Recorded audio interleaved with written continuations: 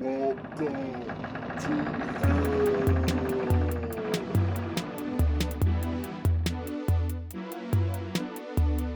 There is no escape. There is no escape. You are in my control now. Welcome to hell.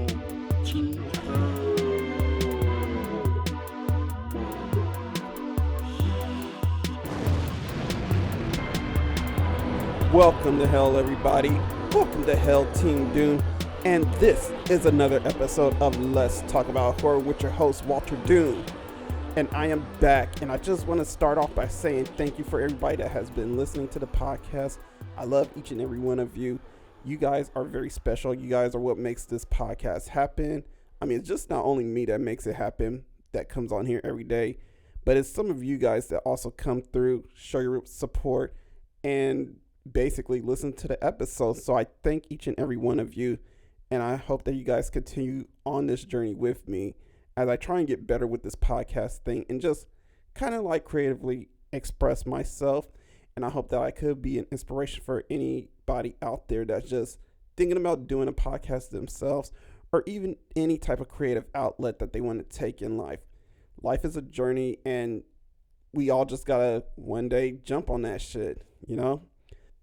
So yeah, so right now, who is ready to play a game? Or should I say, let's have a podcast. Yeah, so I'm going to talk about my favorite franchise today.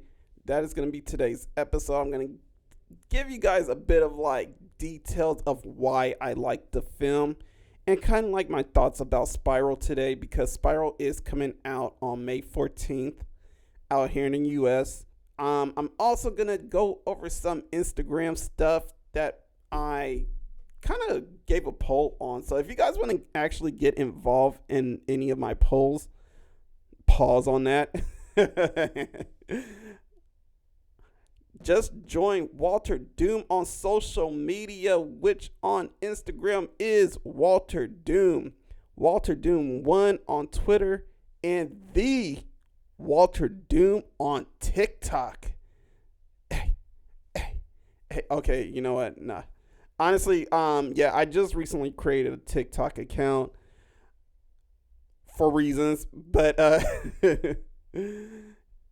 yeah, I just gotta say, like, don't expect me to be on camera more, because yeah, that's not really happening. For anybody that's expecting me to just be Walterdoom doing some, I don't know, shaking it out west, or and I know I'm speaking some old TikToks right now because those are the only TikToks I know. You know, I'm not about to be doing some silhouette challenge for the podcast, although that does sound very interesting if you think about it.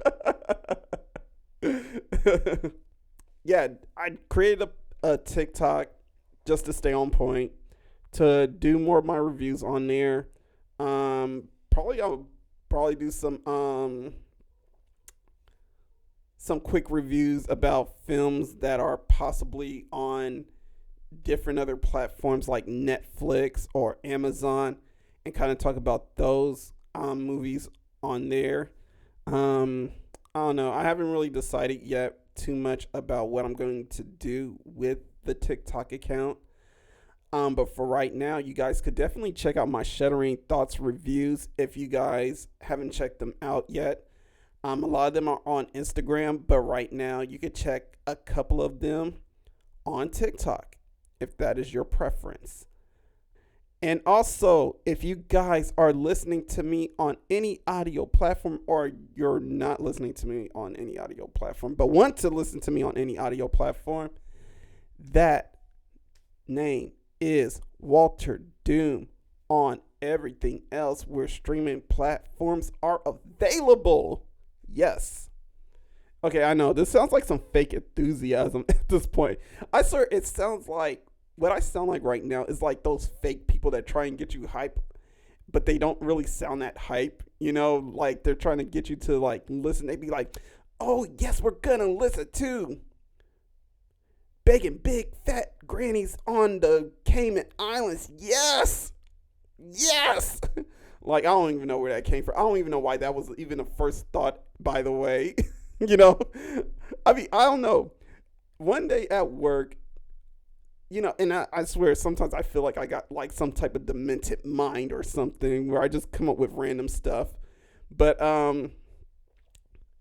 I feel like sometimes when I come up with stuff, it's like too accurate, or it's like too specific, and that's the only way to kind of like creep people out. I feel like, you know, like if you're giving an example, you can't give no lighthearted example. Like say like you wanted to talk about somebody that is crushing on somebody, like say like I don't know. Let's make it an imaginary person. Say like you're working with a guy named Johnny and he has a crush on Jill. You're not going to say like, well, because they work together, they can't go out. So you can't say like, oh, well, I'm trying to think of something. Oh, well, Johnny can't date Jill or Johnny wants to date Jill, but, they can't really do it. That's company policy, whatever. It sounds kind of weak, You got to give it a bit of drama, It's like, yeah, Johnny got like a bone-crushing boner crush on Jill that he beats off every night, but, he can't really, put his dick inside of her because it's company policy to not fuck each other, Like, it got to be like real specific like that, Or be like, well, Johnny can't ass fuck Jill because, it's company policy not to fuck each other, Like, you got to have something that just, like, makes people go, like, why are you so specific? Now, see, me, I go a little bit deeper than that. Like, honestly, I would probably say some stuff like put an add on to it. Like, I'll add, like, a date. I'll be like, well, Johnny can't ass fuck Jill in the break room at, like, 12 o'clock on Friday because it's company policy not to bank each other. And it has to be so specific that people just sit there and be like, why is that so detailed? I don't know. That's just me. I don't know if anybody else does that. If you actually do that, can you please leave a comment and actually say like, yeah, I do the same shit too. But yeah, today we are going to talk about one of my favorite franchises today besides talking about all the ass fucking and everything. If I wanted to be monetized on YouTube, I swear this is going to demonetize me for sure, by the way. We are going to talk about Saw, which I don't know how ass fucking and Saw come together, but somehow, someway, I'm going to make it work. That sounds so weird. Never mind. Drop that. But anyway, today we are going to talk about Saw today. And I am going to give you guys, like I mentioned before, the reasons why I like Saw. So I've been trying to plan out this episode for quite a while because that's just me. I'm a weirdo like that. I plan stuff in advance. I mean, I think that's what all podcasters do. Honestly, I'm planning this episode months in advance, trying to find out what I want to do for it, how I want to talk about it. And I knew I wanted to talk about Saw because I wanted to talk about Spiral for a little bit. I mean, not too much in detail, but just a little bit about it. You guys are trying to hear some bullshit, and I am here to bring the bullshit for you. So anyway, I want to talk about Saw today, which we are going to cue the Saw noises.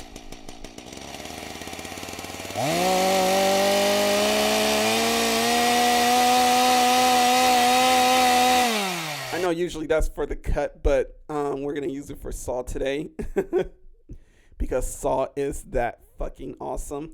But here's the thing. Saw has been out, I want to say around 2004, I believe. I was always interested and wanted to watch this film. I never watched the first film in theaters, I want to admit. I never watched it in theaters. I've only heard people talk about the movie, and I heard people talk about how bad the movie is. When I finally saw the film, I instantly fell in love. Definitely fell in love with it. And ever since then, I've always been collecting the movies and watching the Saw films.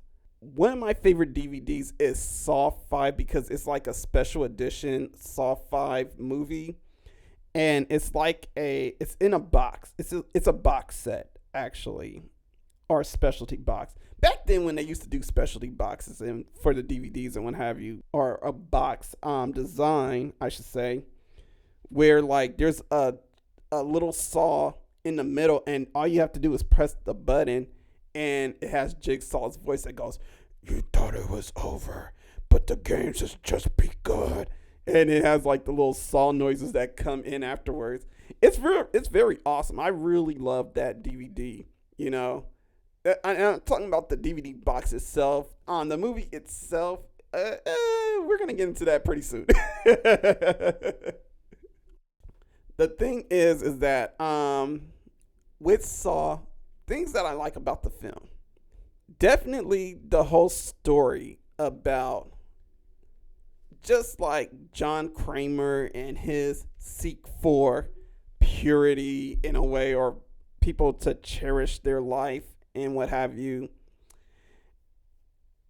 It is a definitely interesting concept that happens to like horrible people, you know, horrible people getting their comeuppings and what have you.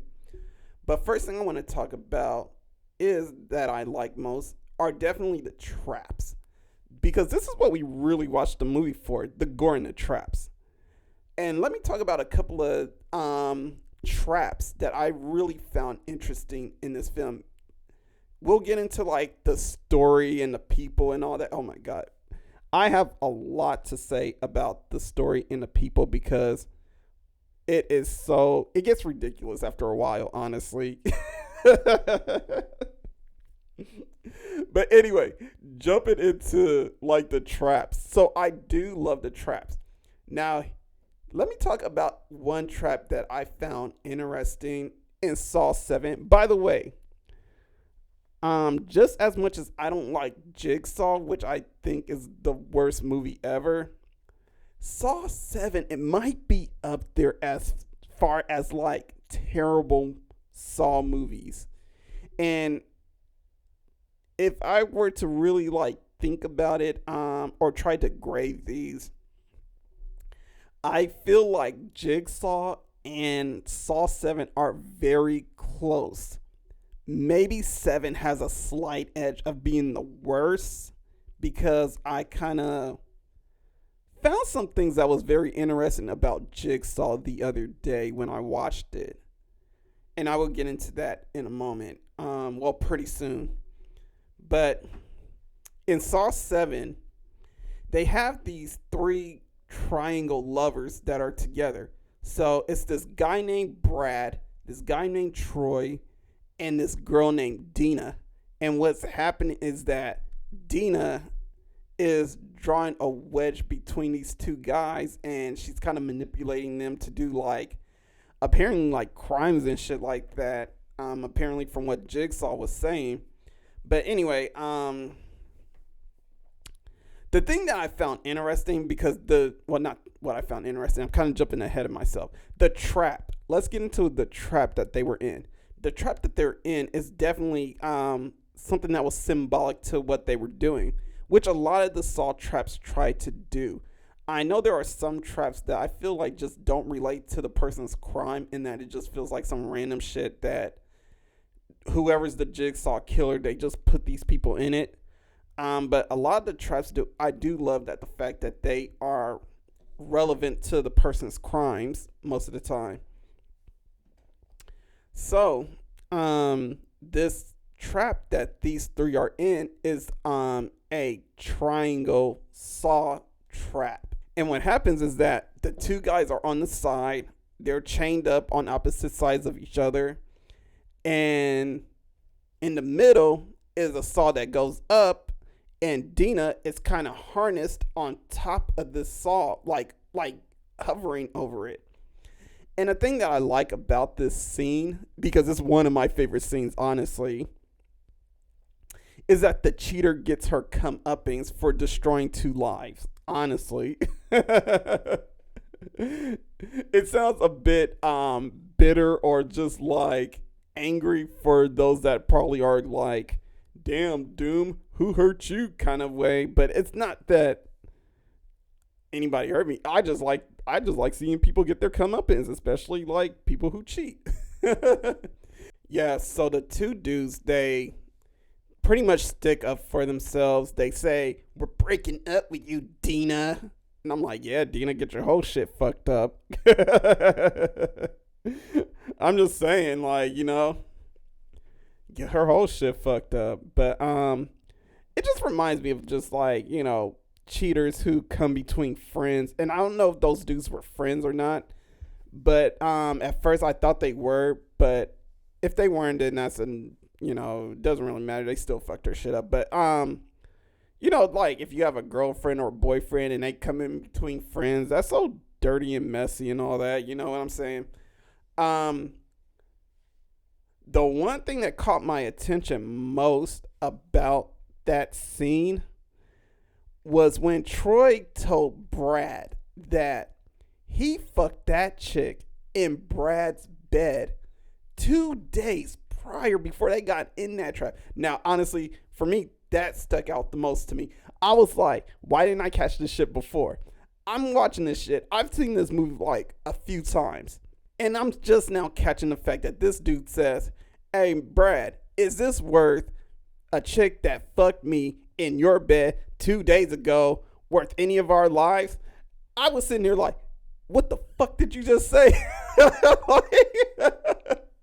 I started tripping. I was like, yo, this chick was moving around. Like, this chick was like, okay, got some dick today? Hey, 2 days later? Hey, I need some dick right now. Where you at? All right, come through.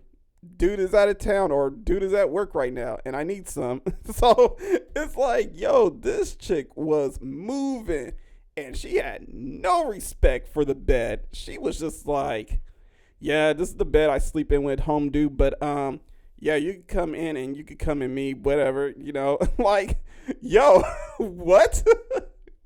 I'm sorry, but if I was Brad, I don't know, man. I probably wanted to take both of them out.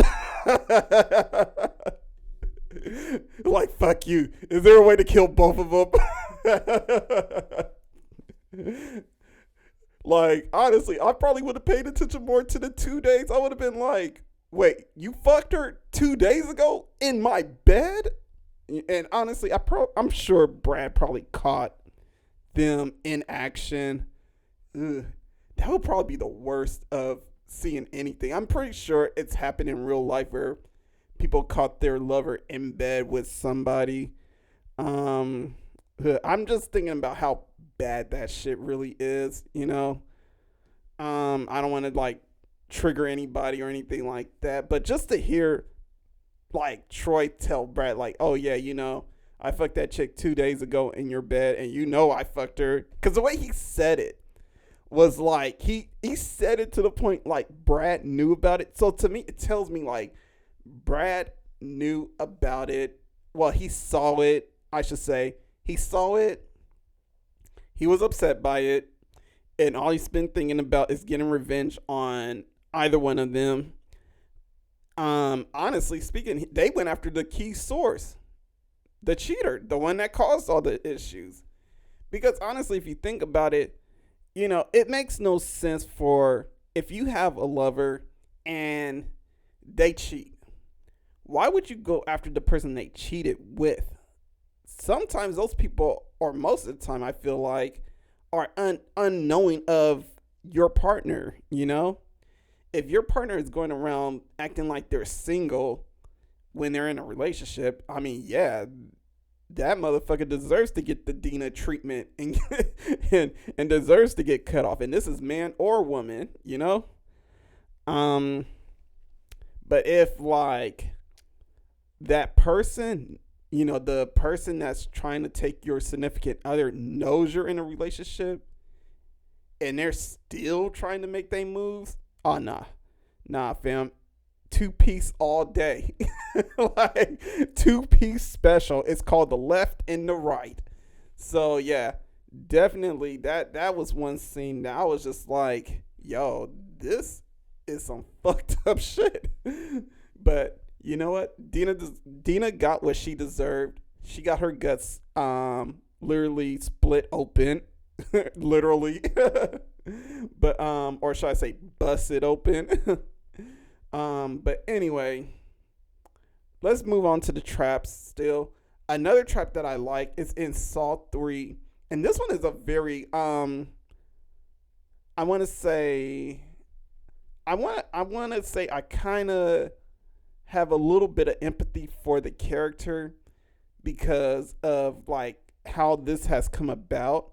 But in Saw 3 with the twisted machine trap, now the only way you could escape from this trap is from the person who is playing the game. For those that probably have never seen this film before, the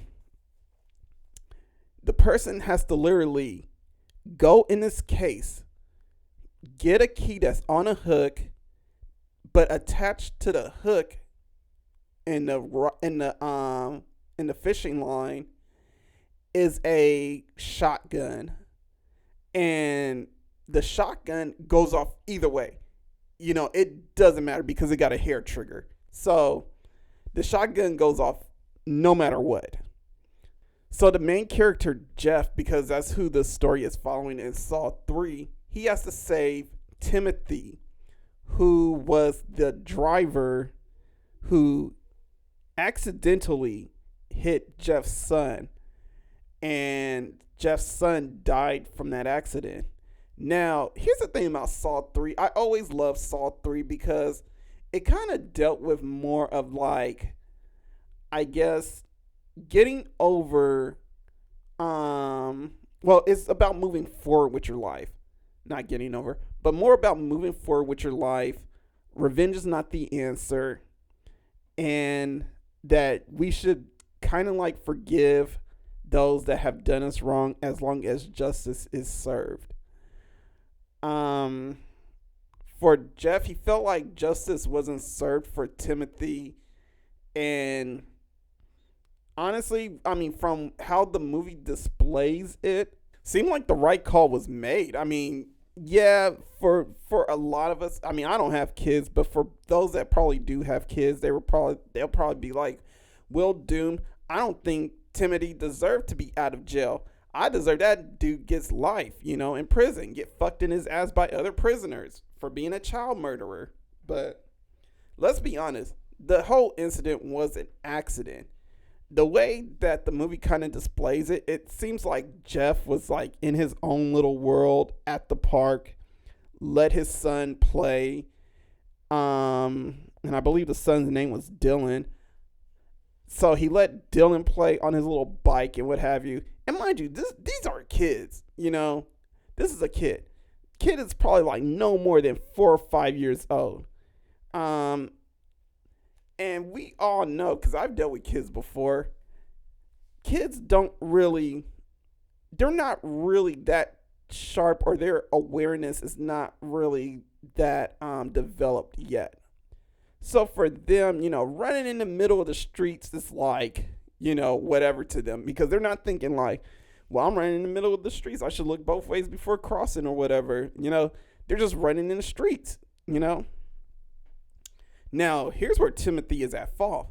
I don't know what Timothy was doing. I don't know how much of a rush he was in, where he was trying to go.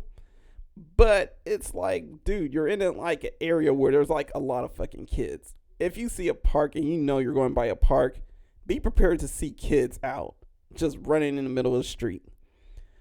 I know I've been through like a few schools where like kids are present, just passing by. And I do see kids kind of like running in the middle of the streets, cars coming by and all that shit. And it's like, some of them don't really care. Like a car is coming, they just jump in the middle of the street and go anyway. I remember this one time in middle school, I kind of did the same thing. My ass almost got hit. My ass almost got hit by the car, but instead of getting hit by the car, my older sister hit the shit out of me. I don't know why that is living rent free in my mind right now, but it's definitely living rent free in my mind. But Yeah, that is one incident that happened to me when I was a young kid. I was like, I want to say I was in 6th grade or 7th, and I was getting in trouble for a lot of bullshit. Believe it or not. Um, but for Timothy, I don't know what he was doing, but he ended up hitting the kid, and that caused the kid's death. So the machine, let's get into the machine right now. So the machine is kind of like, I want to say, it's like the Da Vinci drawing. I can't think of the name right now. I might have to look it up later. Let me look it up right now, and I'll get back to you guys. All right, so it was like the Vitruvian Man Painting. So the way like everything kind of twists, it's kind of like in that Vitruvian Man, in that Vitruvian Man painting. If you guys don't know what the Vitruvian Man is, the Vitruvian Man painting is by Leonardo da Vinci. Like I mentioned earlier, it's the painting where you have the human figure, and it has like the 4 arms and the 4 legs, and like the arms are kind of going outwards from each other, and like the legs, they're kind of going out also, but the some of the legs are kind of pointed inward. Now that's how the body was twisting. So the trap itself was harnessed onto Timothy's head, both his arms and both his legs. So it was twisting all of his body. So at a certain point in time, like his head would be twisted, his arms would be twisted, and his legs would be twisted. It's definitely a twisted. I'm using this word way too much because I'm trying to build up like some type of like, I don't know, tension or whatever. But yeah, everything will be twisted, and just a very gruesome scene to look. Like I said, I kind of felt some type of empathy because Jeff really tried to help Timothy in the end. He actually let go of his anger towards Timothy, but it was already too late. Timothy is pretty much dead, and it kind of plays into the reality of sometimes of how like we end up being mad at somebody and we kind of hold a grudge against them, but then when we're ready to kind of like let go of the grudge, it's almost too late. Like either the person passes away or something happens to that person, or like they are completely out of your life for some reason. I don't know. Either way, yeah, sometimes you just miss that opportunity. And I'm not saying like this happens all the time. I'm saying like this is just something that happens some of the time. I don't know if I want to take some time to take some forgiveness or relieve some of my grudges. I know for me, I am petty as fuck, and it's like, for me, I am beefing till the end, and there is no saying bye to the beef. We have beef until we die,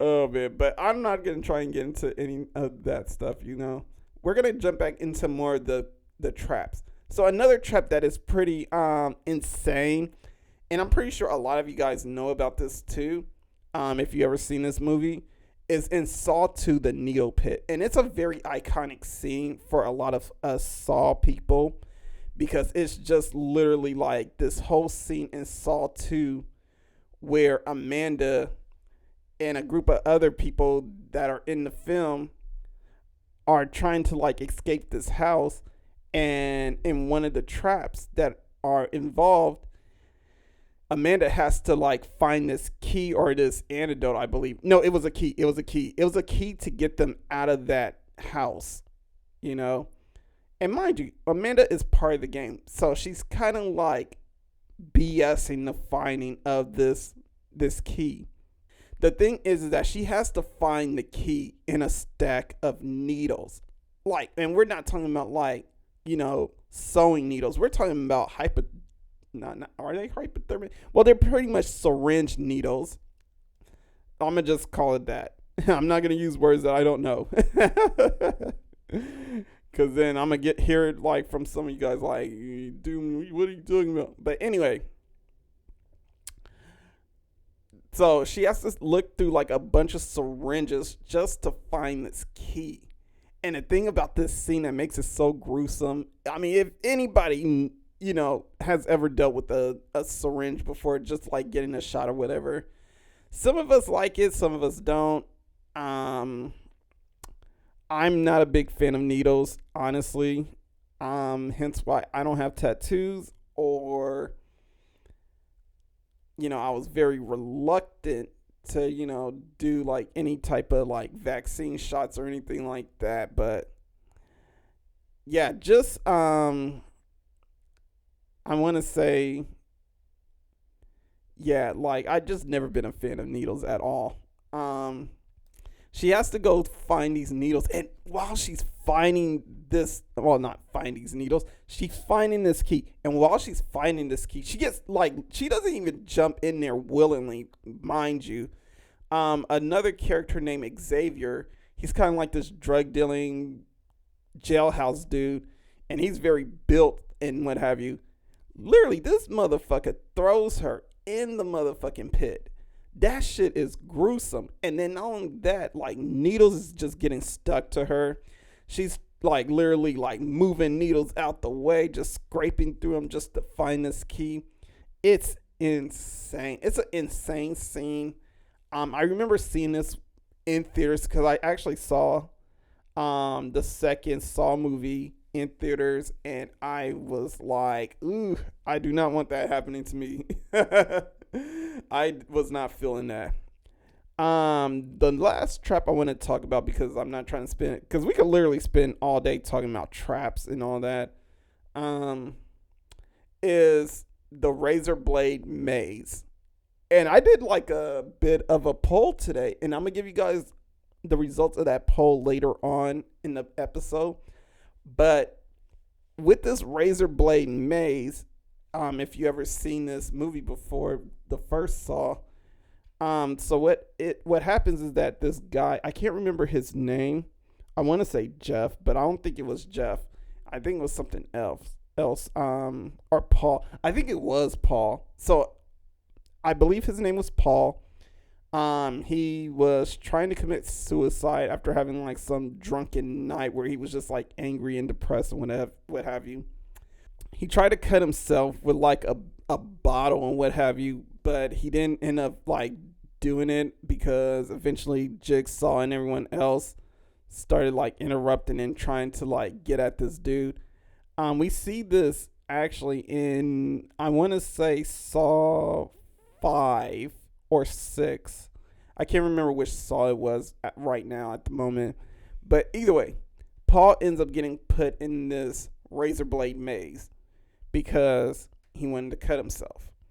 So again, like, a lot of these traps are demented into like whatever vice or harm you were trying to do to yourself, you're going to feel it 10 times worse from these games. So he's in this maze.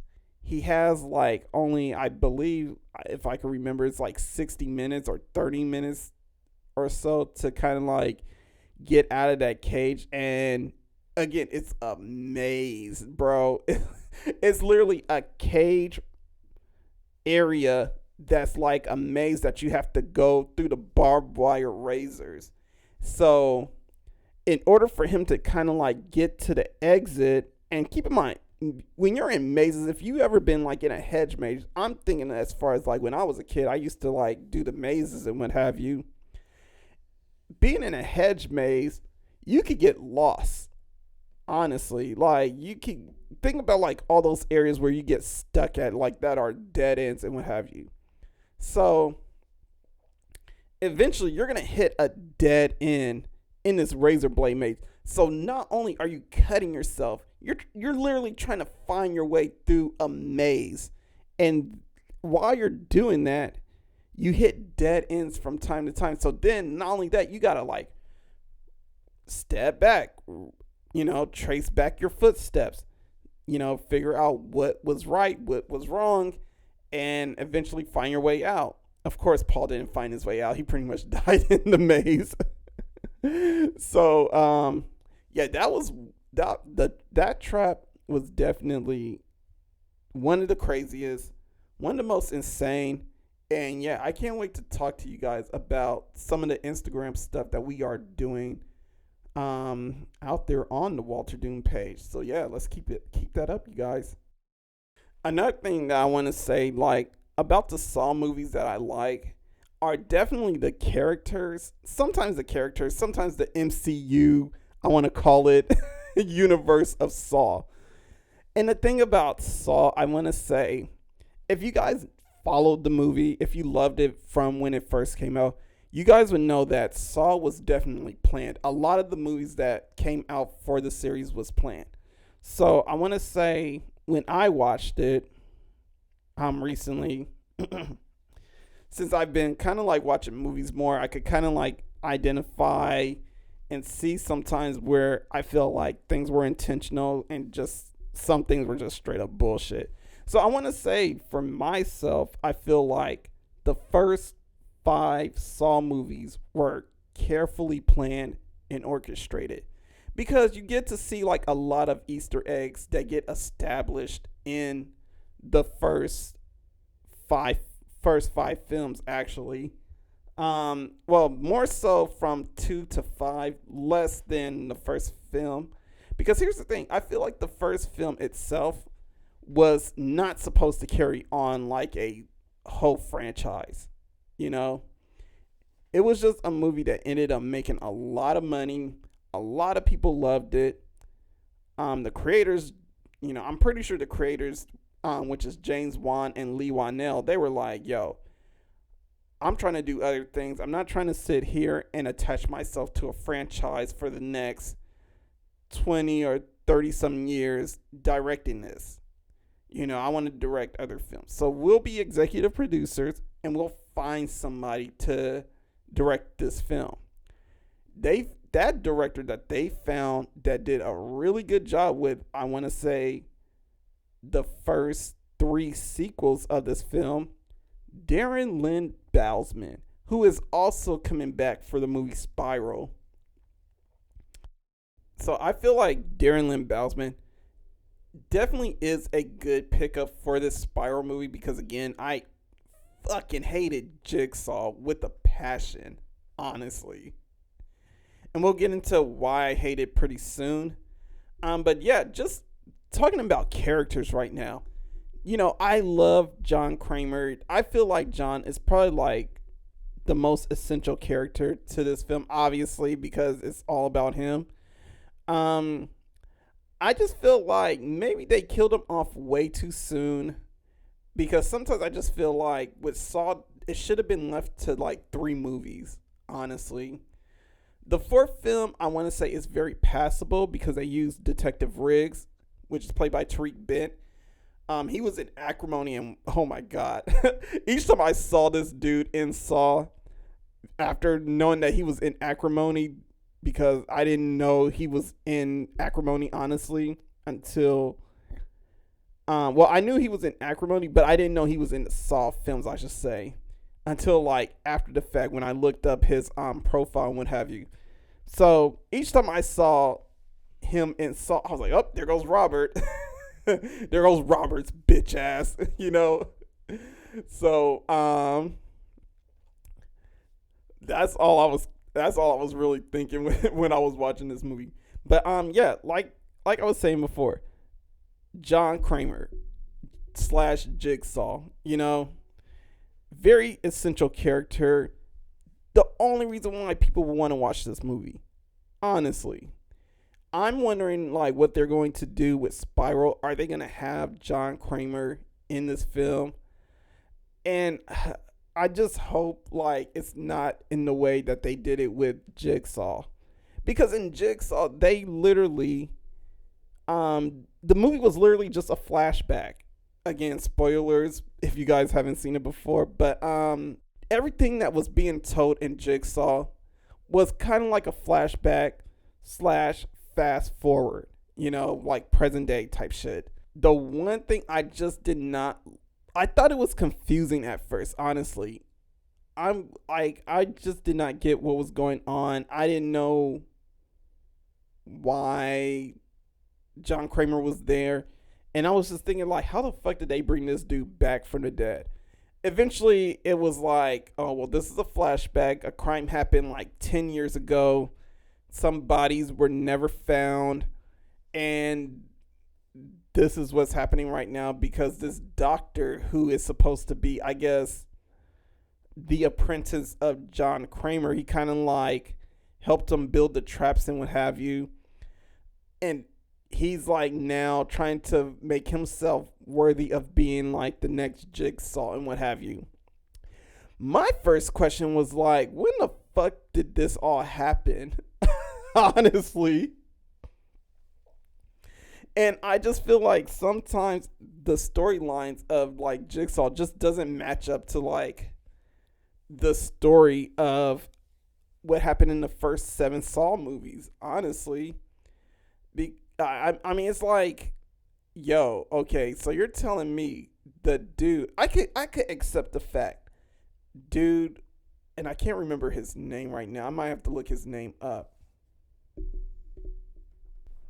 Okay, I got his name. So you're gonna tell me that the doctor Logan Nelson, he was a nurse and he mixed up John Kramer's x-rays with another patient.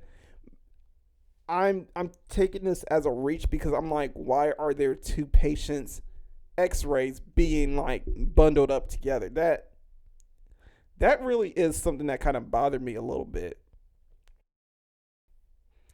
Another thing that kind of bothered me, again, like I mentioned earlier, I don't know how Logan plays a role as far as like being part of Jigsaw's apprenticeship, but this dude was never really established. I mean, I honestly gotta say, like, I feel like Jigsaw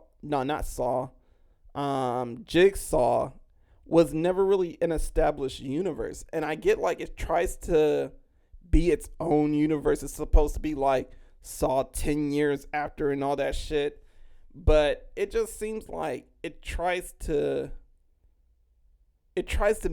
make its own universe, but at the same time still tries to be part of the Saw universe. You know, it tries to still attaches itself to like the first Saw movies, which I'm just like, I don't get it. Like, how are you how are you doing this? Like, and I just want to say, like, well, as far as attaching itself, here's why I'm confused about it. Because again, never really established, dude. By my thought process, which was established like since maybe like Saw 5 or 6.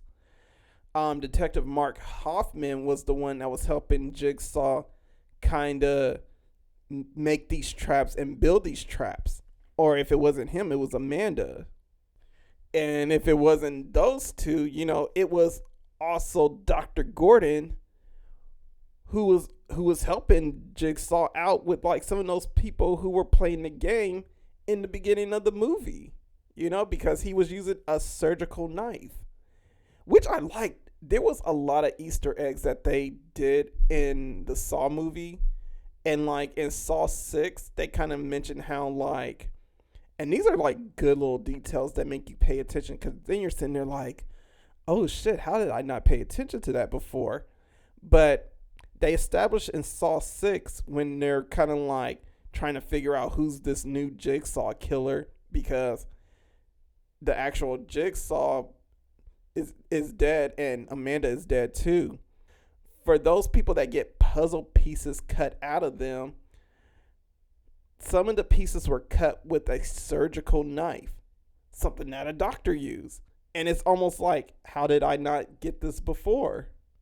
How did I not know it was Dr. Gordon? But we're so used to thinking like John Kramer he has everything. And honestly, that's what it feels like, because in Saw 3, I mean, they had a whole bunch of drugs, instruments, and all that stuff. It's kind of hard to not see John Kramer getting all that stuff. But then after thinking about it right now, I'm like, how did he get that stuff to begin with? If fucking Dr. Gordon, of course.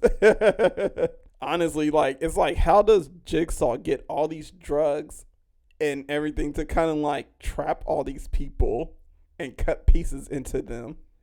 Dr. Gordon's bitch ass, he's the one that did it. Back to the knife cut and why that's important. Um, so Hoffman, he was using a serrated blade. His knife was way different from the knife that Dr. Gordon was using. So that's how they kind of figured out that he was the other Jigsaw killer.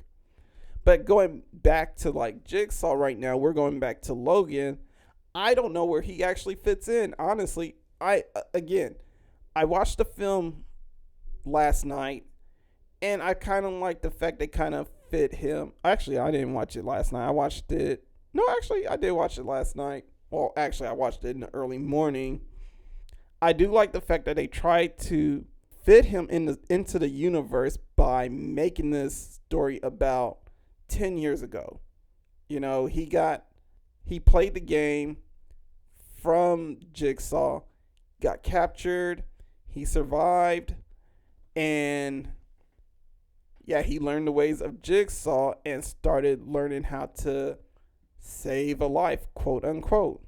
Because that's literally what this movie is about, is saving and cherishing your life.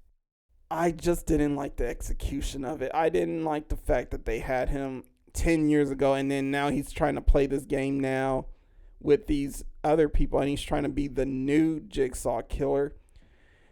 It was all right, but it wasn't enough for me to just be like, you know what? We need to continue this story, this universe, see where it goes. You know, honestly speaking, I mean, I'm kind of glad like they're literally doing something new, it seems, with this new movie Spiral. So yeah, we won't be really kind of like getting, at least I hope that we're not getting the doctor back into the story, because I feel like they should probably make it about someone else and see where they could take this story and what have you. Another character I want to kind of touch base on is definitely, I kind of talked about him a little bit, was Detective Hoffman. And I think Hoffman was okay. I don't want to say like he was the best Jigsaw person there was, but the way I feel about Hoffman is the same way I kind of feel about Amanda. I really think Amanda was just okay.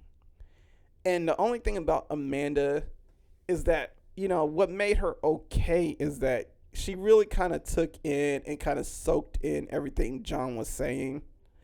But the only difference between her and John is that she doesn't want anybody to survive her games, you know? I mean, she killed Detective Carey. She tried to kill Detective Matthews. And she definitely killed Lynn Denlin, you know, Jeff's wife.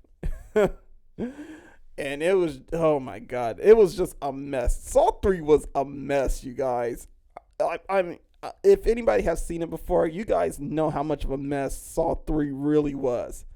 It was just a clusterfuck of just like cheating wives, a fucked up, getting always drunk and sticking to grudges husband, Amanda, who just like at the time we didn't know what was going on with Amanda. We just thought like she was jealous. Honestly, when I first seen Saw 3, and by the way, I saw Saw 4, so I already knew about Detective Hoffman being like, you know, the next Jigsaw killer, or like he's trying to take John Kramer's place and what have you.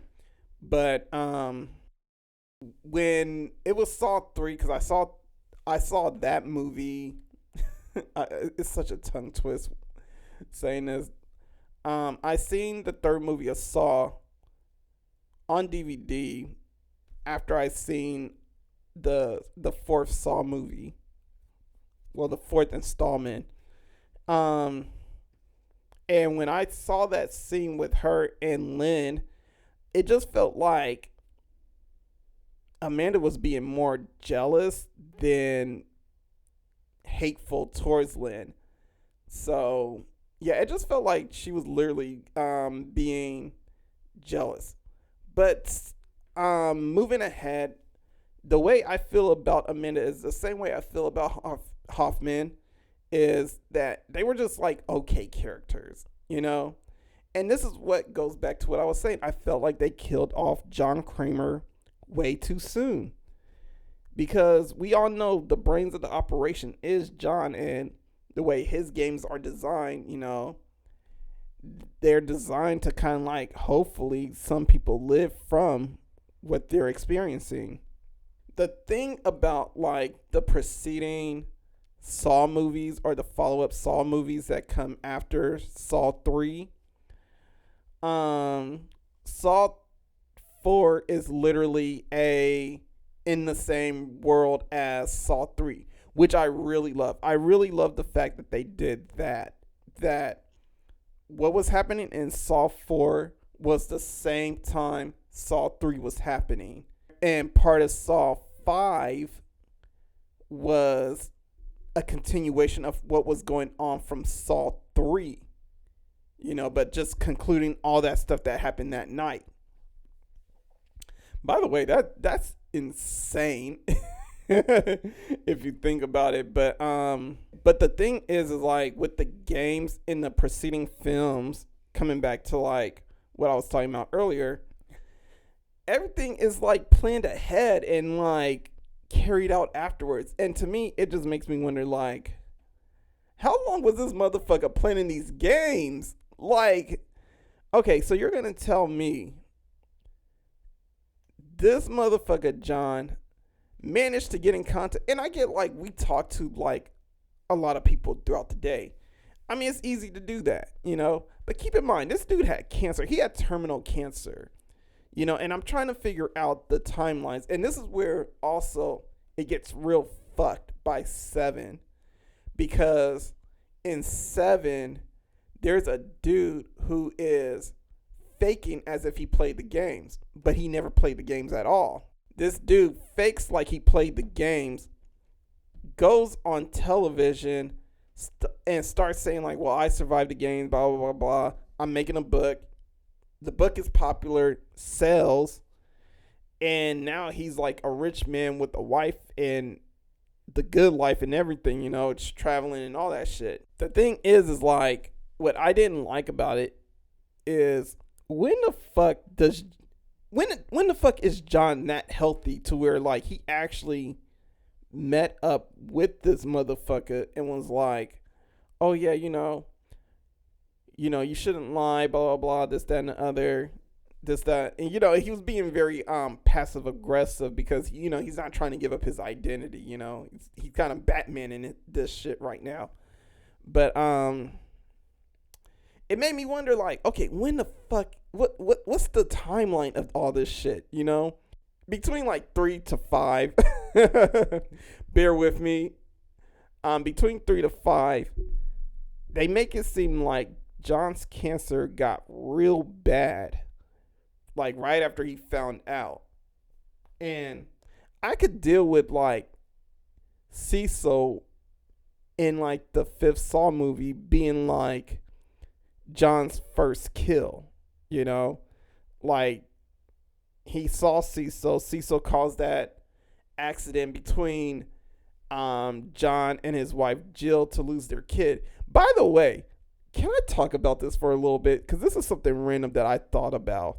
I don't get how this dude was, and mind you, like Tobin Bell, he's a pretty old dude. I don't know how old he is, but he's an old dude. So let me pull this up because I still got their names up and everything. All right, so Tobin Bell, he is 78 years old. Betsy Russell, I looked her up recently. She is like 57. So Saw movies, they came out in 2007. So that's what, like about almost 20 years ago.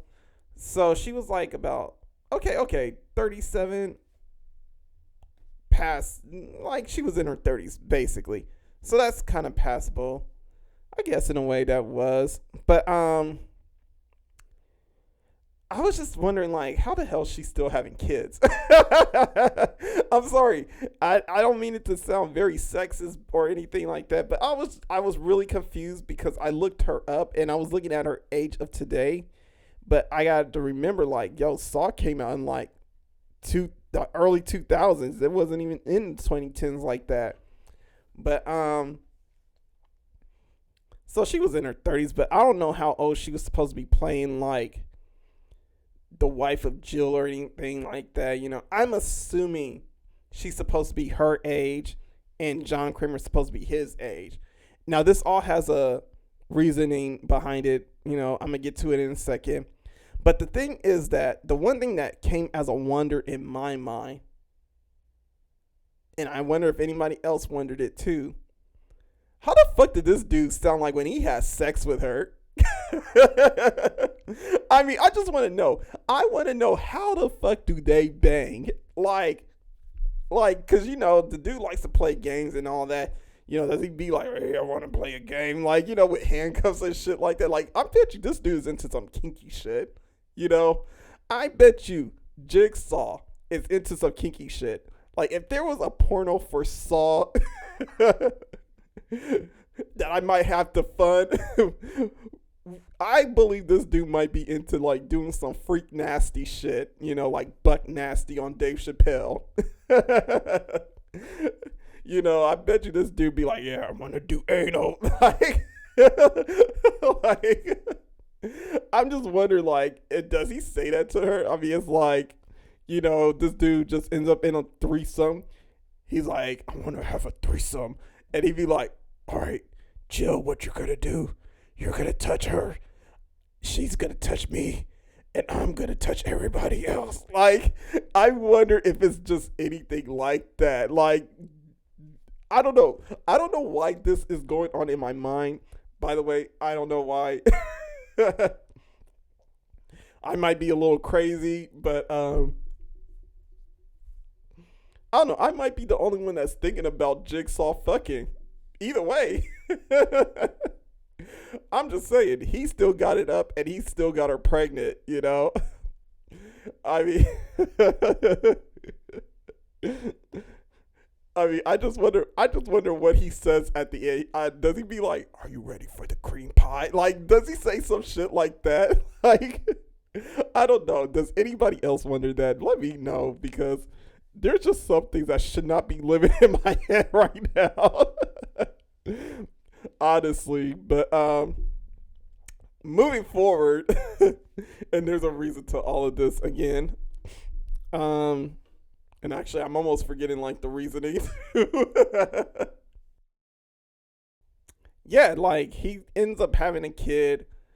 Well, he gets Jill pregnant. She loses the kid, and that is the motivations for him becoming Jigsaw. Almost. Well, I mean, technically, the real reason why he became Jigsaw was because of the cancer, and he tried to kill himself. And when he didn't die in his accident, you know, he ended up being Jigsaw and started dedicating his life to teaching others to cherish their life, because at one point he didn't cherish his. I swear, you know what? And I feel like Spiral should have, like, a whole choir or a group of people. I mean, technically they kind of do, because they kind of show that in Saw 7, but I feel like there should be an official, like, you know, group of, like, individuals who come together like a church. You know, they come into, like, a group and be like, I want to play a game, and the game is with you, type shit. I don't know, like, some type of, like, worship, you know, in the name of Jigsaw, you know, and, like, they talk in John Kramer's voice and all that shit. But now I forgot the point. I think the point is that Hoffman was not a very good character. He was just okay. I didn't like some of the battles that he went into, because, like, again, They killed John too early. So they had to find a way to kind of keep the story going. Hoffman was the guy. He had beef with like a couple of players, major players that end up being in the film, which was Agent Strom, who I thought was like a good adversary for Hoffman in those two films that he appeared on. Because the first time we see Hoffman is, I'm not Hoffman, the first time we see Strom is literally Saw 4.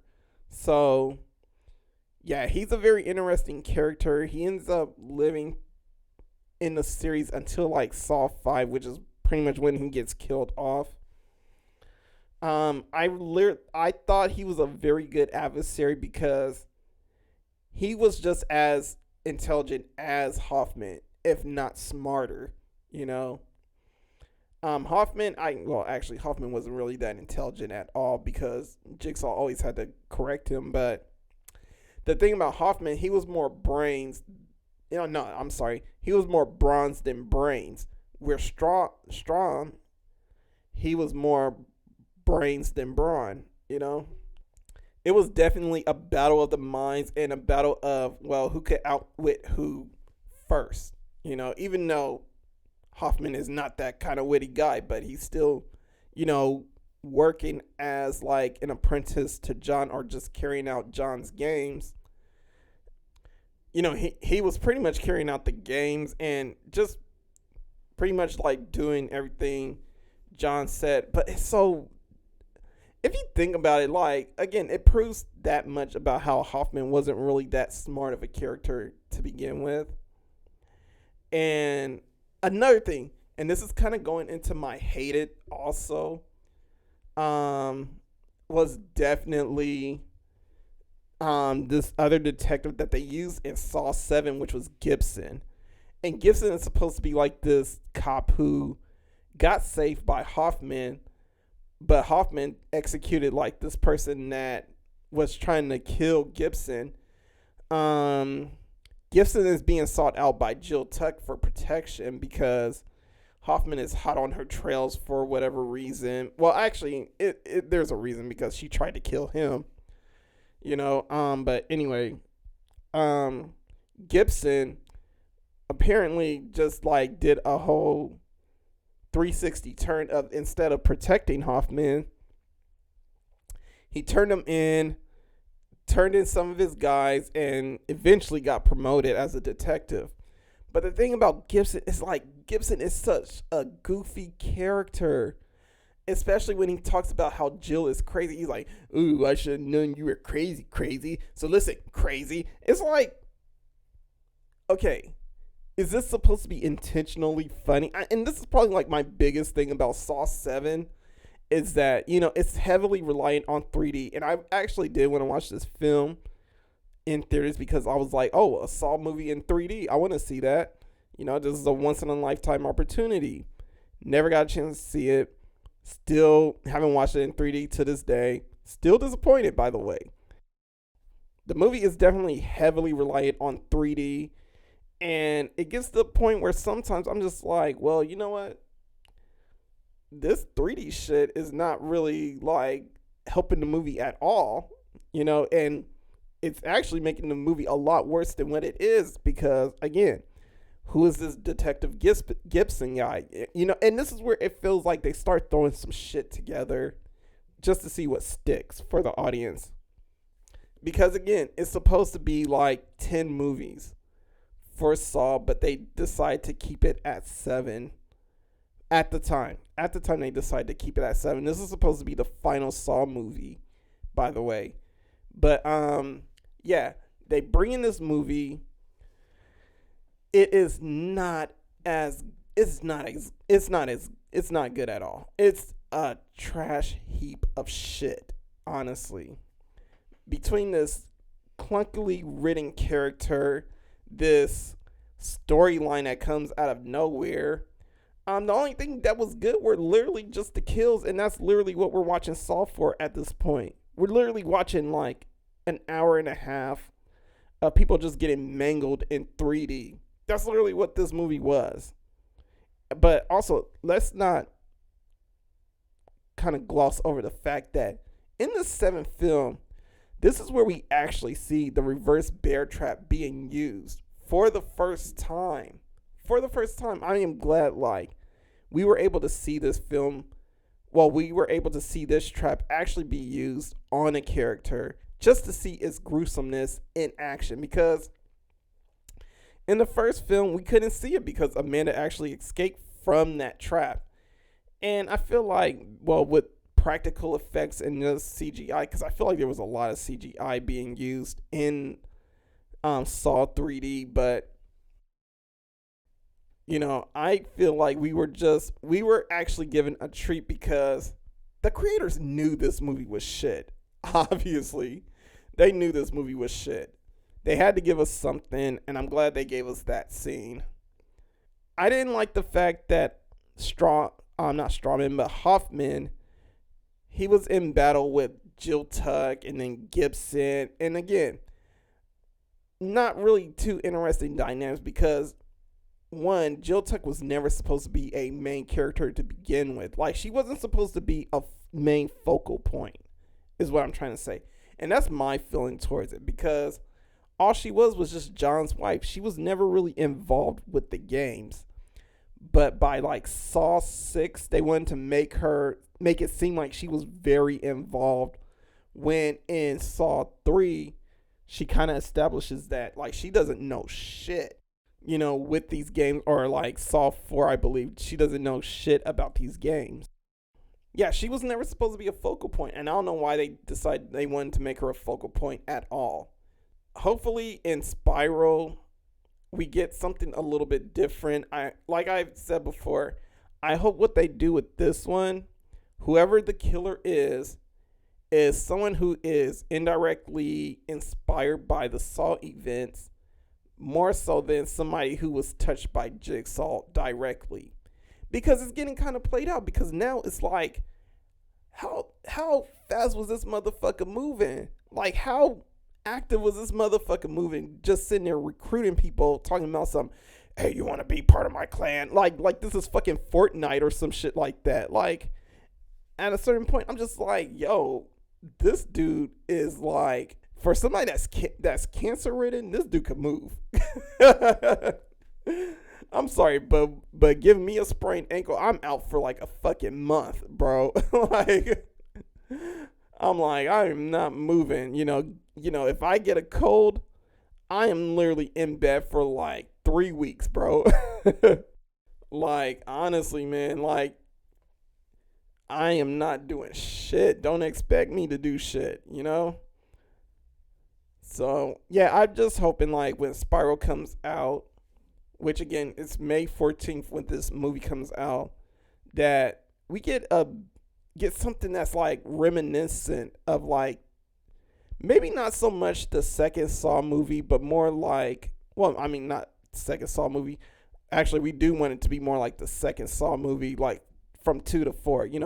What I mean to say is, maybe if it's not reminiscent of the first Saw movie, because there's not going to be another movie in the Saw franchise that duplicates what they did with that movie. Hopefully they could do what they did and do all the right things that they did with the second to fourth movie. But other than that, I'm about to take a break real quick, you guys, and when I come back, I am gonna have some of you guys' Instagram poll questions answered and results, if you're not on Instagram already. So like you shouldn't say in a scary movie, I'll be right back.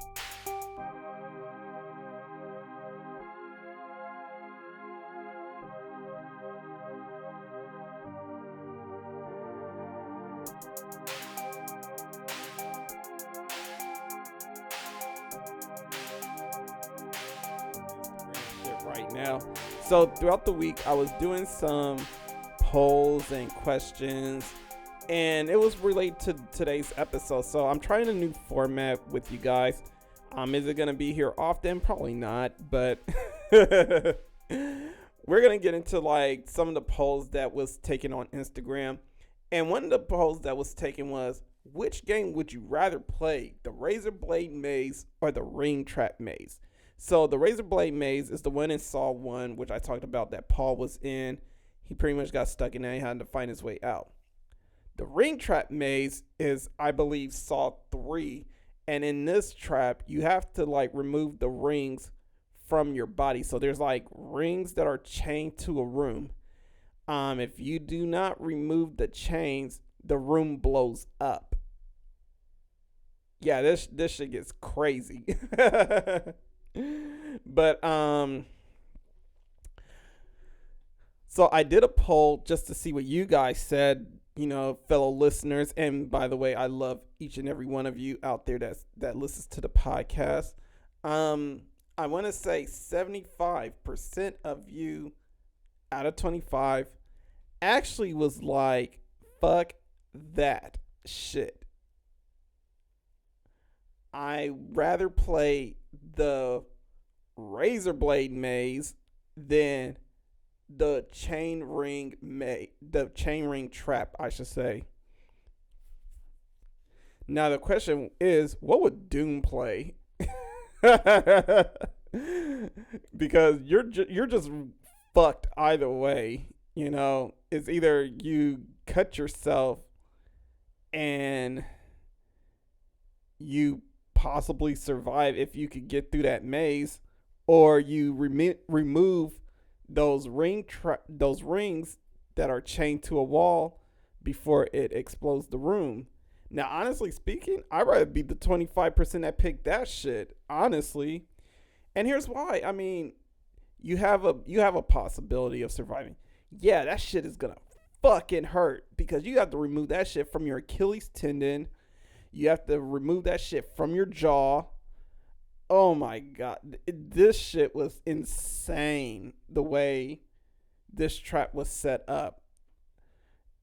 I feel like with the Razor Maze, you already lost.